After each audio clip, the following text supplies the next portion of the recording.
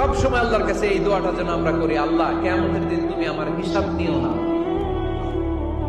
আল্লাহ তুমি আমার বিচার বসিও না, আল্লাহ তুমি দয়া করে আমারে মাফ করে দিও।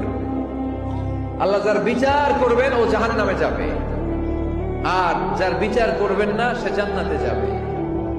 আল্লাহ যদি বিচার করে আর পাই টু পাই হিসাব নেয়, নামাজ পড়লি না কেন, রোজা রাখলি না কেন, মিথ্যা বললি কেন, খাদ্যে ভেজাল দিলি কেন, মাছে ফরমালিন দিলি কেন, যৌতুক খাইলি কেন, ঘুষ খাইলি কেন, উল্টাপাল্টা করলি কেন, জিনা করলি কেন, একটার পর একটা প্রশ্ন বানে যদি সেই ভয়ঙ্কর দিনে আল্লাহ আমাদেরকে জর্জরিত করে, আমাদের কোনো উত্তর আছে? সেদিন আমাদের বাঁচার কোনো উপায় আছে? তাই আমরা সবাই আল্লাহর কাছে দোয়া করবো, আল্লাহ কোনো বিচার টিচার মানি না, কোনো বিচার করতে পারবো না, দয়া করবা। কথা কয় না? কি করবে? এবার আওয়াজ করে বলেন, বিচার চান না দয়া চান?